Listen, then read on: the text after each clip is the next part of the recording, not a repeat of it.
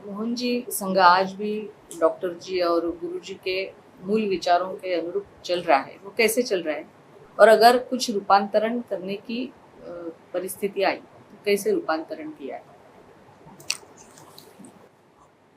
Doctor साहब, गुरुजी या और बाला साहब वगैरह सबके मूल विचार ये एक तो अपने सनातन परंपरा से, अपने समाज की संस्कृति से वो अलग नहीं है।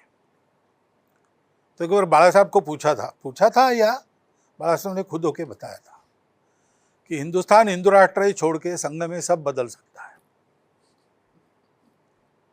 तो संघ के कार्यकर्ताओं का विकास करते करते ही एक बात डॉक्टर साहब ने पक्की की और वो चलती आई कि हम किसी पोथी पर विश्वास नहीं करते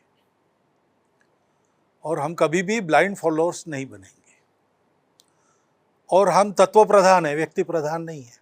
तो महापुरुषों का अनुसरण अनुकरण, उनके गुणों का, उनके शील का, उनकी दिशा का करना है, लेकिन हर परिस्थिति में तुमको तुम्हारा मार्ग निकालना है। तो इसलिए नित्यानित्य विवेक होना चाहिए। वो संघ में नित्य क्या है भाई? संपूर्ण हिंदू समाज वो इस देश का उत्तरदायी समाज है। इस देश का स्वभाव संस्कृति वो हिंदुओं की संस्कृति है। तो ये हिंदू राष्ट्र है। इस बात को पक्का रखते हुए ये बात न बिगड़े, इसलिए हमारी प्रतिज्ञा में वो स्पष्ट किया है स्वयंसेवक की कि अपना पवित्र हिंदू धर्म, हिंदू संस्कृति, हिंदू समाज का संरक्षण कर हिंदू राष्ट्र के सर्वांगीण उन्नति करने के लिए। फिर ये भी बताया है कि मैं संघ का घटक बनूंगा, यानी पार्ट एंड पार्सल। मैं संघ को गढ़ने वाला, मैं संघ का अंग और संघ के साथ सदा चलने वाला।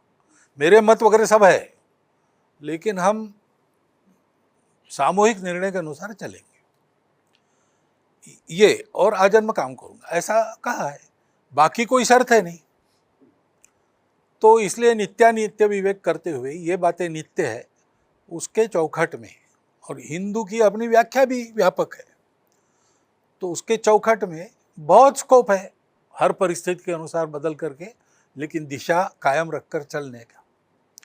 तात्कालिक दिशा भी इधर उधर हो गई तो भी जाना कहाँ है, पक्का है, तो मनुष्य वापस आता है। तो ये स्वातंत्र्य स्वयंसेवकों को डॉक्टर साहब के जमाने से है। तो जो निर्णय दिया है वो मानना है, ये स्वयंसेवक मनस्थिति कर चलते हैं। इसलिए सबको करने का स्वातंत्र्य भी है और सबकी एक दिशा भी कायम रहती है। तो नित्य हमने कायम रखा है, अनित्य ये देश काल परिस्थिति के अनुसार हम बदल के चलते हैं। ऐसे कई उदाहरण।